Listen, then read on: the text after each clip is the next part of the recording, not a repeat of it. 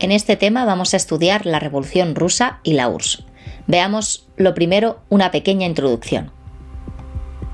La Revolución Rusa de octubre de 1917 ha sido uno de los acontecimientos más importantes del siglo XX. Marca de hecho un antes y un después en la historia contemporánea universal.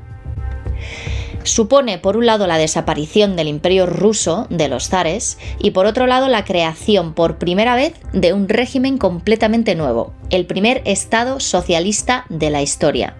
Se hacían realidad así las ideas marxistas que se habían forjado durante el movimiento obrero. Para unos, este hecho se convirtió en una esperanza.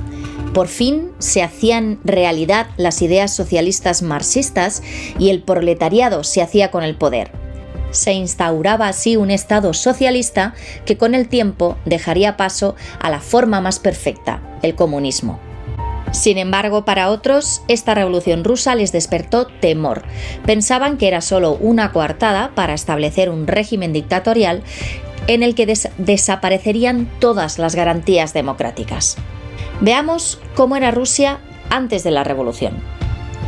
En 1900, Rusia era un enorme imperio con más de 140 millones de habitantes y que estaba conformado por una diversidad de pueblos y culturas que era muy difícil de gobernar. Desde hacía más de 300 años lo gobernaba la dinastía Romanov. Los Romanov llevaban gobernando Rusia con una monarquía absoluta e inmovilista que era uno de los regímenes más autoritarios de Europa. Mientras el resto del mundo había vivido la Revolución Americana y la Revolución Francesa y ya habían aprendido que las cosas se podían hacer de otra manera. Los zares de Rusia gobernaban apoyándose en una poderosa nobleza terrateniente, en la Iglesia ortodoxa y en un gigantesco aparato burocrático. Para hacer cumplir todas sus decisiones contaban con el apoyo del ejército y un fuerte aparato policial. A finales del siglo XIX, el zar Alejandro II hizo un tímido intento de reforma política. Abolió el régimen feudal y la servidumbre campesina, pero fue totalmente insuficiente porque no cuestionó realmente lo que importaba, que era el poder absoluto de los propios zares ni los privilegios de la nobleza. La gente quería más. Rusia además tenía una economía muy atrasada de base agraria, basada en la agricultura y en la ganadería, y daba la sensación como que tampoco había llegado a ella los avances de la revolución industrial. Hubo, eso sí, a finales del siglo XIX también un leve proceso de industrialización impulsado por el Estado. No existía la iniciativa privada en Rusia y estaba muy reducida a ciertas zonas como San Petersburgo o Moscú. Ello explica que en estas ciudades fuera donde nacieran las nuevas clases medias y las obreras, que fueron las que después iniciaron la revolución. Además, tenía una sociedad muy desigual. Una minoría, nobleza e iglesia, concentraba en sus manos casi toda la riqueza del país, mientras el resto de la población vivía en la más absoluta miseria. El 80% de la población rusa era campesina y vivía en condiciones precarias, con muchísimos grupos descontentos. Y esto nos lleva al siguiente punto, que son los opositores.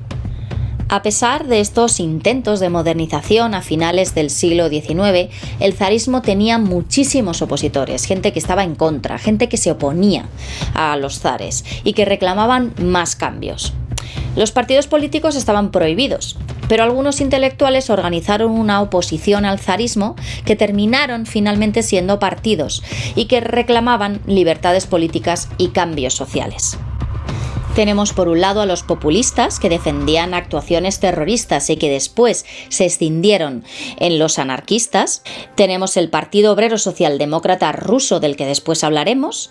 Después tenemos a los campesinos, que se llamaban eseristas y que defendían una revolución campesina tras una fase capitalista. Y por último los cadetes o Partido Constitucional Demócrata, que lo que buscaban era una especie de revolución francesa al estilo europeo y crear un régimen constitucional. De todos ellos, el que más protagonismo tuvo en la revolución fue el Partido Obrero Socialdemócrata Ruso, que a su vez se dividía en bolcheviques, que significa mayoritarios en ruso, y mencheviques, que significa minoritarios en ruso. ¿Qué tenían en común? Tenían en común acabar con el zarismo. y tenían en común también el crear un Estado comunista en Rusia. Sin embargo, la forma de creación de este Estado comunista es en lo que diferían. Los bolcheviques no creían en los pasos intermedios, ellos creían en una revolución directamente comunista, creando una dictadura del proletariado. Y sin embargo, los mencheviques sí creían en unos pasos intermedios, creían que había que hacer una revolución burguesa previa, más al estilo de la Revolución Francesa, y desarrollar una economía capitalista y poco a poco ir avanzando hacia la revolución socialista. Como último dato, decir que el líder de los bolcheviques, que después tendrá un gran protagonismo en la revolución, era Lenin. Veamos ahora la revolución. Para estudiarla hay que entender que este fue un proceso largo y que tuvo 3 momentos revolucionarios. Un primer momento en 1905, en el cual lo podemos considerar como los antecedentes, en el momento en que se sentaron las bases, y después 2 momentos que sucedieron ambos en el año 1917. El primero en febrero de 1917, aquí cayó el zarismo, y el segundo en octubre de 1917, momento en el que triunfan finalmente los comunistas. Vamos a ver el primer momento, el de 1905. Esta revolución se ha llamado la Revolución del Descontento. ¿Por qué? Porque su origen fue el descontento generalizado de la población. Ya hemos visto cómo la situación de Rusia previa a la revolución era desesperada. Había hambre, había escasez, había desigualdad social. Los campesinos estaban absolutamente empobrecidos y defraudados por las medidas que había tomado Alejandro II. Y los obreros rusos de las grandes ciudades vivían en horribles condiciones, iguales que las que hemos estudiado en el tema del movimiento obrero, y reclamaban una asamblea representativa. Reclamaban también un salario mínimo y una jornada de 8 horas. Ellos habían visto cómo sus otros compañeros obreros de otros países europeos ya habían adquirido estos derechos. Y por si esto fuera poco, Rusia comienza en 1904 una guerra contra Japón, que provoca aún más escasez y aún más miseria, puesto que como los productos ahora son más escasos, suben sus precios. Y además Rusia será derrotada, provocando aún más el descrédito del zar. Por todas estas razones, en enero de 1905 hubo una manifestación pacífica de obreros en San Petersburgo. Previamente le habían escrito una carta al zar, que en ese momento ya era Nicolás II, en el cual le decían que querían justicia y comprensión. Pues bien, ¿cuál fue la respuesta del zar Nicolás II? Abrir fuego contra los manifestantes. Ese día murieron más de 1000 personas y 5000 fueron heridas. Por eso se conoce a este día, el 22 de enero de 1905, como el Domingo Sangriento. Este Domingo Sangriento fue la chispa que encendió el movimiento revolucionario de 1905. Por un lado, hubo muchas más manifestaciones y muchas más críticas al zar, de parte de los campesinos, obreros, de los partidos políticos clandestinos e incluso, que es lo más significativo, de su propio ejército, tanto del acorazado Potemkin como de la base de Kronstadt. Así pues, Nicolás no tuvo otra opción que hacer una concesión y firma un documento. Este documento se llama el Manifiesto de Octubre, y en él Rusia sale de la guerra contra Japón y concede un conjunto de libertades civiles, como por ejemplo la libertad de conciencia, la libertad de expresión, de reunión y de asociación. Se creaba también un régimen representativo, es decir, donde existía representación de las personas en el gobierno, con un parlamento al que llamaron Duma. Esta Duma era elegida por un amplio sufragio, había muchas personas que votaban para crearla, y con poderes legislativos, es decir, que la Duma teóricamente se creaba para hacer leyes. Sin embargo, la realidad fue que esta Duma tenía un poder muy limitado porque siempre la última palabra la tenía el zar, que era quien podía vetar cualquier ley que se hiciese. Así pues, muchos no se creyeron estas reformas y tenemos aquí varios carteles donde se ve al zar Nicolás II manchado de sangre o con la mano empapada de sangre encima de este manifiesto de octubre, porque nadie podía olvidar el Domingo Sangriento. Por si esto fuera poco, Rusia en agosto de 1914 entra en la Primera Guerra Mundial, con lo cual a los graves problemas que ya tenía por una débil economía se sumaban ahora los derivados de la guerra. En 1916, 2 años después, los muertos rusos superaban los 3 millones. Las bajas se multiplicaban por los ataques alemanes y por el hambre, y las penurias del pueblo ruso revitalizaron las protestas. Se abría, pues, el camino hacia una nueva revolución. Llegamos así al segundo momento revolucionario, que es el que sucede en febrero de 1917. ¿Cómo era la situación de Rusia en 1917? Bueno, ya hemos visto que había entrado la Primera Guerra Mundial y que sufría múltiples derrotas. Esto causaba desmoralización y deserciones en el ejército. Causaba también dificultades económicas y pérdidas territoriales como Polonia, Lituania y parte de Bielorrusia que cayeron en manos de los alemanes. Y todo ello generó un profundo malestar social. Este malestar se transformó el 23 de febrero de 1917 en protestas populares y huelgas en San Petersburgo, que en ese momento se le había cambiado el nombre a Petrogrado, porque sonaba más ruso y menos alemán. ¿Cuál fue la respuesta del zar Nicolás II? La misma que en 1905. A abrir fuego contra los manifestantes. El 25 de febrero, por tanto, fue un día muy sangriento donde murieron cientos de personas. Al día siguiente, las protestas se intensificaron. La gente salió a la calle jugándose la vida. Y lo que pasó fue sorprendente. El zar vuelve a dar orden de carga, pero ocurre algo inesperado. Las tropas se niegan a disparar a los manifestantes, entre los que estaban sus padres, sus hermanos, sus hermanas, y, al contrario, dispararon a los oficiales, uniéndose así a la revolución. El zar Nicolás II no tiene otra opción más que abdicar. La revolución había triunfado y se había terminado con el zarismo. Nicolás abdica y queda preso junto con el resto de su familia. Ofrece una imagen patética cuando, volviendo del frente de la Primera Guerra Mundial, ni siquiera puede entrar a Petrogrado porque le bloquean la línea del ferrocarril y debe quedarse en el bosque. Y una vez que ha caído el zarismo, ¿ahora qué? Pues Rusia, sin el zar, queda en manos de un gobierno provisional. Un gobierno que va a estar un tiempo hasta que decidan cómo va a ser su devenir o hacia dónde van a caminar. Este gobierno estaba conformado por personas que eran en su mayoría demócratas y el resto de los partidos, como los bolcheviques o los soviets, que eran agrupaciones de obreros y soldados, en un principio le ofrecieron todo su apoyo. ¿Qué hizo el gobierno provisional? Por un lado, adoptó una serie de reformas liberales, como reconocer las libertades civiles, disolver la policía zarista o entregar las tierras de los terratenientes a los campesinos.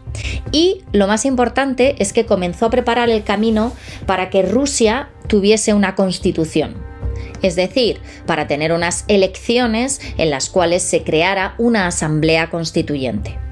Sin embargo, el gobierno provisional cometió un gran error y fue no salir de la Primera Guerra Mundial. Esto hizo que empezase a tener enemigos por todos los lados. Por la izquierda va a recibir el ataque de los bolcheviques y por la derecha del general Kornilov. Veamos el ataque de los bolcheviques. En ese momento los líderes bolcheviques eran Lenin y Trotsky. Lenin había escrito en abril de 1917 un documento llamado Las Tesis de Abril. En este documento proponía salir de la Primera Guerra Mundial, que consideraba una guerra imperialista, romper con el gobierno provisional, hacer una revolución socialista y no burguesa, y que todo el poder fuera para los soviets. 2 meses después de la publicación de sus tesis de abril, en julio de 1917, los bolcheviques, con ayuda de partes del ejército, organizan una manifestación armada para hacerse con el poder. ¿Y cuál fue la respuesta del gobierno provisional? La misma que el zar: abrir fuego contra los manifestantes. Es como si la historia de Rusia se estuviera repitiendo una y otra vez en bucle. La manifestación fracasó, el partido bolchevique es declarado ilegal, Lenin tiene que huir a Finlandia y Trotsky es encarcelado. Pero se queda un muy mal sabor de boca con el desenlace de esta manifestación. Así pues, en septiembre de 1917, el gobierno provisional recibe otra vez otro ataque, pero esta vez de la derecha, de su propio ejército. El comandante en jefe, el general Kornilov, se subleva con el fin de instalar una dictadura militar y acabar con el gobierno provisional. Este tiene que pedir ayuda para sofocar este golpe militar y entre ellos a quien pide ayuda, sorprendentemente, porque no tiene otro remedio, es a los bolcheviques. Estos ayudan al gobierno provisional y consiguen hacer fracasar el golpe a los pocos días del alzamiento militar. Lo que pasó es que este hecho reforzó la posición de los bolcheviques, que desde entonces se lanzan a la toma del poder. El gobierno provisional, por tanto, había perdido todos los apoyos y se volvía a abrir el camino hacia una nueva revolución, esta vez la definitiva, la Revolución de Octubre de 1917. Los bolcheviques eran vistos como la alternativa más popular al gobierno provisional. El día 10 de octubre, Lenin convence a sus compañeros para que inicien una nueva revolución. ¿Y qué querían los bolcheviques? Lo que ya había dicho Lenin en las tesis de abril: salir de la Primera Guerra Mundial, acabar con el gobierno provisional y hacer una revolución por fin socialista en la que todo el poder fuera para los soviets. Lenin dijo: el gobierno se tambalea, hay que asestarle el golpe de gracia, cueste lo que cueste. Aquí tenéis una famosa ilustración en la cual se representa a Lenin barriendo esa sociedad de clases, que era uno de los objetivos de los bolcheviques. Veamos ahora cómo quedaba Rusia después de la revolución. La respuesta, desgraciadamente, es que Rusia durante 3 años se verá envuelta en una guerra civil. Veamos cómo se llega a ella. Al mes siguiente de la revolución, en noviembre, todos los partidos se reúnen en el segundo congreso de los soviets de toda Rusia.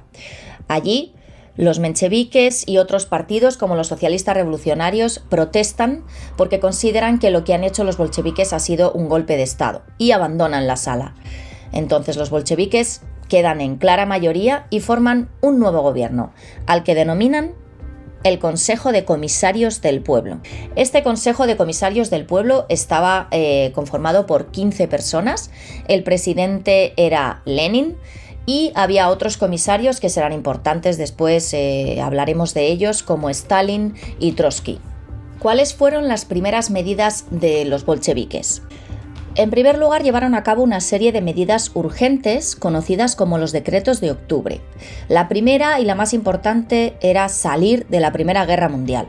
El 15 de diciembre de 1917 firmaron el armisticio, es decir, el cese de las hostilidades, y en marzo de 1918 firmaron el Tratado de Paz de Brest-Litovsk, un tratado de paz en el cual Rusia salía muy perjudicada.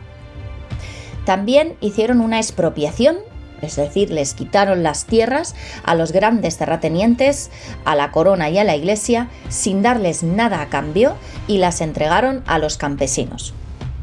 Por otro lado, llevaron a cabo unas medidas para aplastar a todos aquellos que se les empezaron a oponer. Por ejemplo, hicieron un decreto sobre la prensa, un decreto que autorizaba clausurar todo periódico que publicara opiniones contrarias a los soviets, y crearon una policía política llamada Cheka, que se encargó de controlar y eliminar a todos los opositores, a los liberales, a los mencheviques, a los socialistas revolucionarios y a los anarquistas. Después, por último, llevaron a cabo unas medidas para consolidar el apoyo popular. Por ejemplo, para los obreros hicieron un control de fábricas y minas y instauraron la jornada laboral de 8 horas. Y por último, prometieron convocar unas elecciones para crear una asamblea constituyente que elaborase una constitución. Llevaron a cabo las elecciones en noviembre de 1917, pero el problema es que el resultado no fue favorable para los bolcheviques. De hecho, recibieron un 31% de los votos, mientras que los socialistas revolucionarios recibieron el 51% de los votos. Por lo tanto, los bolcheviques, en lugar de acatar esas elecciones y ese resultado, lo que hicieron fue disolver la asamblea por la fuerza e instauraron la dictadura del proletariado. Estas medidas de los bolcheviques pusieron en evidencia que pretendían instaurar un sistema totalitario, y esto generó la oposición de muchísimos sectores de la población que estaban bastante hartos de haber pasado de un zarismo, que era un régimen autoritario, a otro régimen autoritario con distinto nombre. Así pues, empezó la Guerra Civil Rusa. Esta guerra civil duró de 1918 a 1921 y enfrentó a dos bandos. Por un lado, el Ejército Rojo, formado por los bolcheviques, que ahora se llamaban comunistas, al mando de Trotsky. Y por otro lado, el Ejército Blanco, en el que estaban todos los enemigos de los bolcheviques, los liberales y los demócratas, los que querían otro tipo de revolución y de cambios, los conservadores, la nobleza, que había perdido todas las tierras, la iglesia, que también había perdido todo, los militares del ejército zarista, que querían que volviese el zarismo, y todas aquellas potencias que no les interesaba que hubiese una revolución comunista, y por tanto se unen a este bando, y que curiosamente eran los antiguos aliados de Rusia en la Primera Guerra Mundial. Estos son Estados Unidos, Reino Unido, Francia y Japón.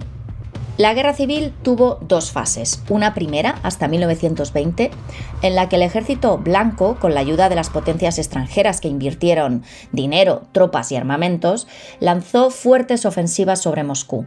Sin embargo, lo que le faltaba a este ejército blanco era el apoyo popular de la población dentro de Rusia, y fueron incapaces de organizar un frente común.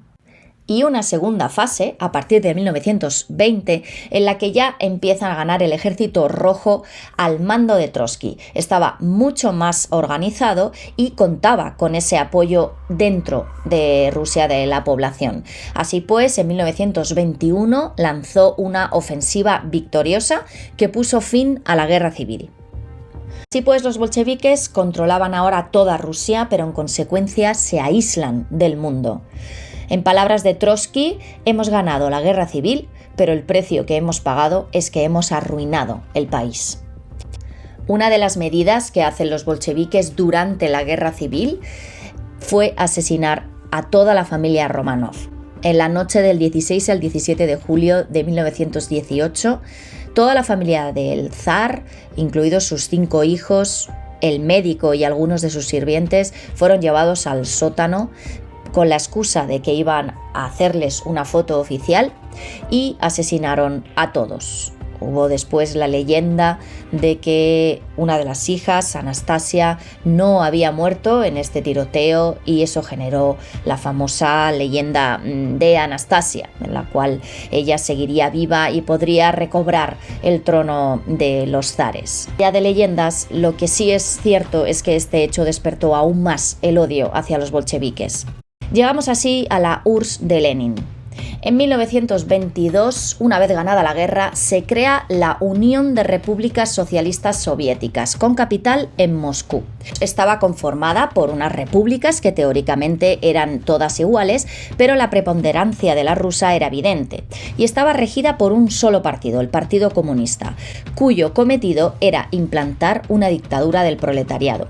Ya hemos visto que este era el paso previo a la consolidación del comunismo. Veamos ahora qué hizo Lenin en materia de economía. Creó lo que se llamó la NEP, una nueva política económica. ¿Esto qué era? Esto era una especie de modelo mixto entre comunismo y capitalismo. Por un lado, el Estado controlaba los sectores económicos fundamentales, que eran la banca, la industria pesada y el comercio exterior. Y por otro lado, se permitía una iniciativa privada en el campo, en las pequeñas industrias y en el comercio interior. Y esto, sorprendentemente, dio muy buenos resultados para Rusia, quien empezó a salir un poco de la crisis económica en la que estaba inmersa desde hacía mucho. Por lo tanto, podemos decir que en la URSS de Lenin las medidas económicas sí funcionaron. Sin embargo, las medidas políticas se endurecieron muchísimo. Por un lado, llevó a cabo una violenta represión contra todo aquel que se oponía políticamente a sus ideas, se recortaron los derechos civiles, se encarcelaron a multitud de intelectuales, se persiguió a la Iglesia y se aplastaron revueltas incluso dentro del propio Partido Comunista. Por lo tanto, en el exterior la URSS estaba absolutamente aislada. no le dejaron entrar en la Sociedad de Naciones, no tenía representaciones diplomáticas en el exterior y la única presencia que tuvo en el extranjero fue en la Tercera Internacional, que fue creada por el mismo Lenin en 1919 y que era una organización que estaba encargada de promover la revolución en otros países. Así, en enero de 1924 murió Lenin con 54 años y, como dato curioso, a su funeral acudieron millones de personas que le despidieron con una temperatura de menos 30 grados. Y de nuevo vuelve a surgir la pregunta de ¿y ahora qué? Pues bien, existían dos candidatos para sustituir a Lenin. Por un lado, Trotsky. Él había demostrado su capacidad política en la organización, no solo en la Revolución de Octubre, sino también como jefe del Ejército Rojo y en el Comisariado del Pueblo. Era mucho más moderado y era un intelectual. Y por otro lado estaba Stalin, que era secretario general del Partido Comunista y tenía muchísima influencia y era mucho más radical que Trotsky. La opinión de Lenin se quedó escrita en un testamento político donde expresaba su preocupación por el inmenso poder que había acumulado Stalin a lo largo de esos años y proponía que se le sustituyera por otra persona más tolerante. Es decir, parecía que Lenin apuntaba a que su sucesor fuera finalmente Trotsky. Sin embargo, este documento no vio la luz hasta meses después de que Lenin hubiese muerto. Parecía que alguien estaba bastante interesado en que este documento desapareciese misteriosamente. Stalin finalmente, gracias a sus maniobras políticas, consigue hacerse con el poder, aprovechando su control sobre la información y sobre el aparato del partido, y se alía con otros dos hombres del partido a quien después mandará matar. A su adversario, a Trotsky, le mandó al exilio y años después también acabará con su vida. Así llegamos a la URSS de Stalin, que duró desde 1925 hasta 1953. Esta URSS de Stalin fue una dictadura basada en el terror y el culto a su persona. Hasta 1929 Stalin eliminó a todos sus posibles competidores y lo que hizo fue instaurar esta dictadura basada en un único partido, el Partido Comunista, con un único líder, que era él, en un culto a su personalidad y también basada en la represión y la eliminación de toda la disidencia. Se reescriben todos los manuales de historia e incluso manipulan las fotografías para hacer desaparecer aquellos personajes que le resultaban molestos. Stalin en economía controlaba toda la economía, puso fin a ese modelo mixto que habíamos visto con Lenin entre capitalismo y comunismo, y Stalin lo que hizo fue crear una serie de planes quinquenales que se tenían que cumplir cada 5 años, en los cuales quería hacer de la URSS una potencia industrial capaz de sobrepasar a los países capitalistas. El resultado fue espectacular. La URSS quedó en puertas de ser una de las dos superpotencias mundiales gracias al desarrollo de la industria pesada y militar. Pero claro, el coste humano, social y cultural fue muy elevado. Sin embargo, en lo político, la dictadura de Stalin se caracterizó por el terror. En 1934 creó una policía política que fue el instrumento con el que ejecutó toda su represión. Esta política del terror se aplicó por medio de unos programas de purgas, que eran unas campañas de encarcelamiento y asesinato de los opositores políticos. Y, además, el punto culminante de estas purgas se alcanzó en los procesos de Moscú, que eran una especie de juicios farsa en los que muchas personas confesaban crímenes tras ser drogados o torturados y en los cuales se ejecutaron a unas 700.000 personas. Por último, hablar de los gulags, que eran campos de trabajo forzados a los cuales Stalin mandó unos 8 millones de personas. Stalin murió en 1953, pero la URSS siguió existiendo hasta 1991, siendo una de las dos superpotencias de la Guerra Fría, con lo cual seguiremos hablando de la URSS en el tema de la Guerra Fría.